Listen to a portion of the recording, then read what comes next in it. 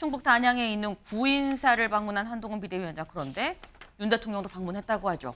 그 모습 같이 보고 오시죠.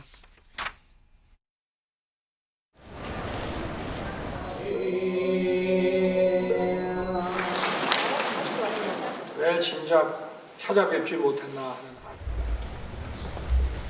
이번 삼세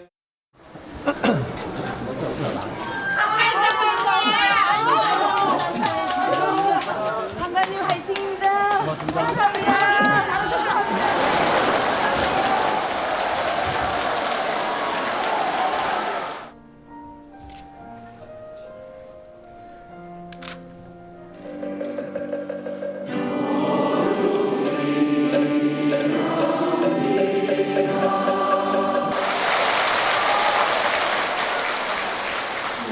많은 국민들이 아시게 될 기회였으면 좋겠습니다. 천태종단의 무궁한 발전을 축원하며 오늘 함께하신 모든 분들께 부처님의 지혜와 광명이 함께하기를 기원합니다. 고맙습니다. 네, 충북 단양의 구인사 볼까요? 윤 대통령이 대선 후보 시절에 2번을 갔고요. 그리고 취임 후에도 한 번을 갔던 곳입니다. 사실 굉장히 대선 기간에도 굉장히 바쁘고 취임 후에는 또 더 바쁘죠. 그런데 그 와중에 지금 3번이나 방문한 곳이 구인사인데 이 구인사를 한동훈 비대위원장도 갔습니다. 조정훈 의원님. 네. 이거는 우연의 일치입니까? 네. 뭐 뭐든지 다 이제 일부 언론에서 네. 이제 한동훈 위원장을 윤석열 대통령의 뭐 후계자 또는 뭐 그림자 이렇게 하려고 해서 하신 것 같은데 너무 좀 과한 해석이다 생각하고요. 과한 해석이다. 만약에 뭐 기독교의 명절인 부활절이 있거나 크리스마스가 있었으면 교회를 가셨겠죠. 뭐 특히 천태종은 제가 알기로 이 대중구제라는 굉장히 민생에 관심이 많은 불교의 한 종파라고 알고 있습니다. 네. 그리고 또 그냥 간 것이 아니라 112주년 기념 행사에 참석한 거고 또 공개적으로 공식적으로 초청장을 보내주신 걸로 알고 있고 네. 그게 응답한 거기 때문에 저는 뭐 잘 갔다고 생각하고요. 또 많은 불자 신도분들께서 환영하시는 모습을 보면서 일부 불자분들께서 윤석열 정부에 대해서 약간 서운한 마음이 있으셨다라고 그런 얘기를 들었었는데 그런 것들을 해소하는 어떻게 보면 하나의 확장의 행보가 아니었나 싶어서 저는 잘했다 싶습니다. 네. 확장 행보의 차원이다라고 또 민생 구제라는 천태종의 또 그 철학까지도 좀 같이 좀 소개를 해주셨어요. 근데 지금 한동훈 비대위원장 사실 말씀 중에 살짝 나왔죠. 윤 대통령의 뭐 후계자란 얘기도 있는데 그 좀 과한 해석이다라고 말씀하셨는데 조승래 의원님 민주당에서는 결국 한동훈 비대위원장도 윤 대통령처럼 대선이랑 큰 그림 그리고 가는 거 아니냐라는 시각 아닙니까? 근데 이제 보통 그 각 정당의 뭐 비대위원장이나 대표가 전당대회를 통해 대표를 선출하거나 어떤 행위를 하게 되면 그 대표자가 각계의 인사를 다니지 않습니까? 뭐 언론사도 방문하고 예를 들면 뭐 여기 조계사, 네. 조계종도 방문하고 명동성당도 가시고 또 저기 전태종 구인사도 가고 네. 그러니까 이런 그 인사를 다니는 거거든요. 인사를 다닌다는 의미는 뭐냐면 내가 그러니까 국민정당의 대표로서 어느 한쪽에 치우치지 않고 통합적인 행보를 하겠습니다.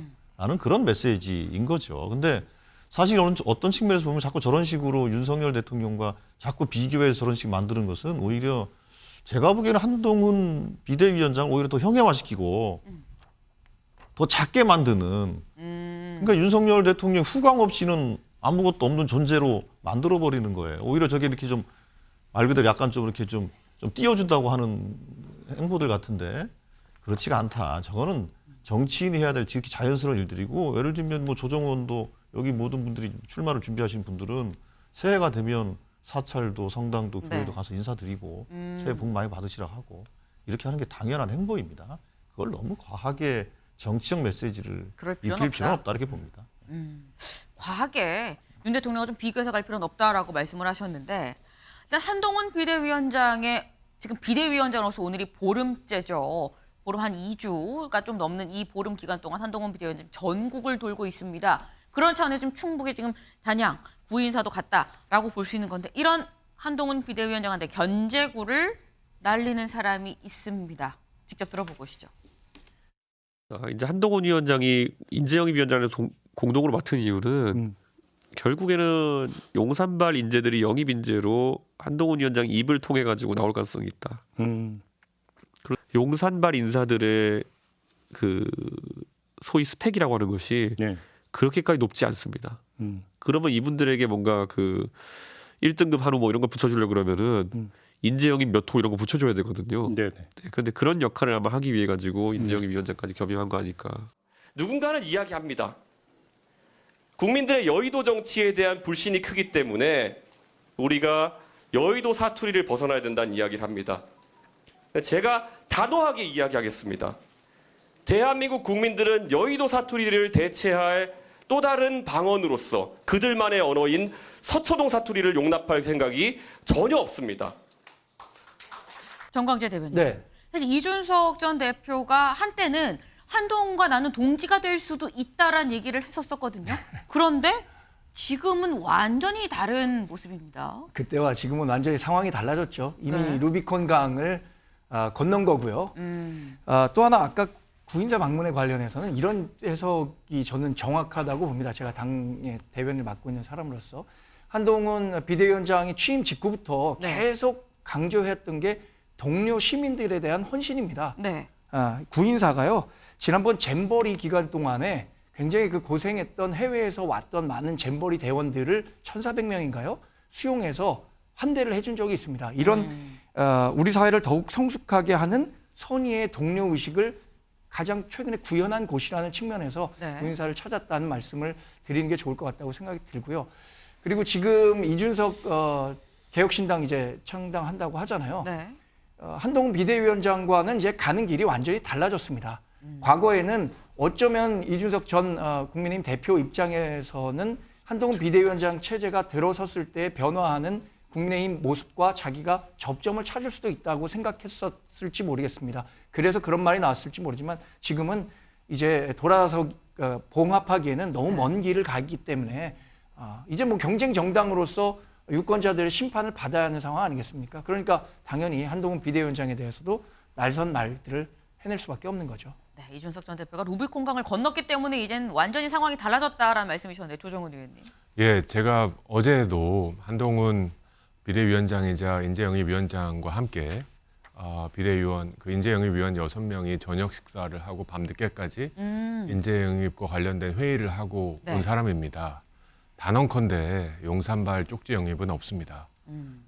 단언컨대 이준석 대표보다 얘기하는 것처럼 허접한 스펙의 사람 영입하는 경우가 없습니다. 왜 저렇게 무리수를 둘까? 이준석 전 당대표 이제 개혁신당인가요? 이름이 잘 기억이 안 나는데 창준 위원장이 할까? 좀 측은하다는 생각이 듭니다. 이제 이준석 전 당대표의 뉴스는 소위 한동훈 비대위원장을 걸고 넘어져야 뉴스가 되는 것 같아요. 이제 본인의 스스로의 생각과 스스로의 정책과 스스로의 가치와 스스로의 입장을 정리해내는 것이 뉴스가 되지 않고 그동안 계속 해왔던 것처럼 논평 정치. 이건 이럴 것이다. 저건 저럴 것이다. 논평 정치의 연속인데 이제 그 논평마저도 가장 핫한 인물 중에 하나인 한동훈 비대위원장을 걸고 넘어지지 않으면 뉴스가 안 되는 그런 상황이 됐습니다. 저는 그렇게 나가지 말라고 말렸거든요. 이런 상황이 벌어질 것이다. 네. 그리고 과하고 사실이 아닌 주장까지 하면서 계속 인지도와 관심도를 유지하기 위해서 노력하면서 본인의 상징 자본들을 훼손하고 깎아먹게 될 것이다. 그런 일들이 지금 발생하고 있는 게 아닌가 안타깝습니다. 네. 조승래 의원님. 예, 그 한동훈 비대위원장이 이제 취임한 지가 뭐 한 2주 정도 됐다고 하는데, 그럼 사실 그 2주 동안 한 일이 무엇인가? 그러니까 이미지와 행사는 남아있지만 도대체, 그리고 실체가 없는 동료 시민, 동료가 아니면 시민도 아닌, 동료 시민이라는 개념은 그런 개념입니다. 엄밀히 얘기하면 그렇습니다. 그러니까 이미지와 실체가 없는 워딩은 난무하지만 그럼 그 어떤 메시지를 내고 있는 것인가? 네. 여당의 비대위원장으로서 이렇게 심각하고 어려운 민생 문제를 해결하기 위해서 어떤 메시지를 주고 있는 것인가? 어떤 정책을 제시하고 있는 것인가? 그런 거 없습니다. 그냥 행사 다니면서 사진 찍고 그냥 하나만한 얘기하시고 덕담 한마디 하고 내려오는 정도. 그런 정도 가지고 저렇게 이미지와 인상만 가지고 정치를 한다면 정치 참 쉽게 하는 거죠. 그리고 저 정치는 오래 가지 못할 겁니다.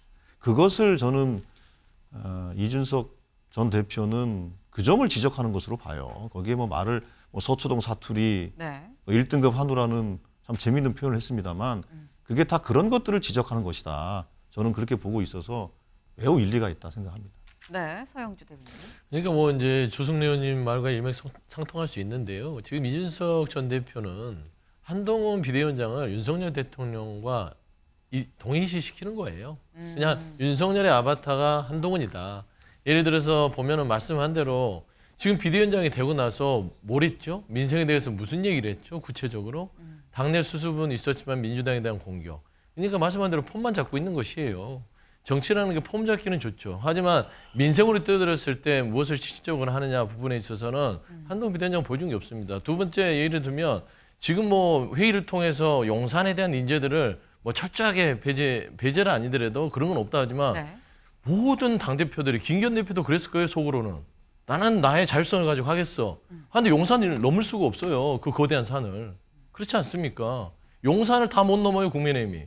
결국에는 한동훈 비대위원장도 와서 일성이 뭡니까? 김건희 특검법 4월 이후에 총선에 하자 했다가 된통 난 거예요. 지금. 그러다 악법 독소정하면서 대통령 배우자에서 감히 이렇게 되면서 결국에는 꼬리 내린 겁니다. 그래서 김건희 특검법 아무 말 못하고 있죠. 그다음에 대장동 50억 클럽도 다 악법이라고 거부하고 있죠. 국민들이 70%가 원하는데 한동훈 비대위원장은 결국에는 동료 시민은 보수와 본인을 지지하는 것 외에는 국민들 70% 보이지 않는 거예요.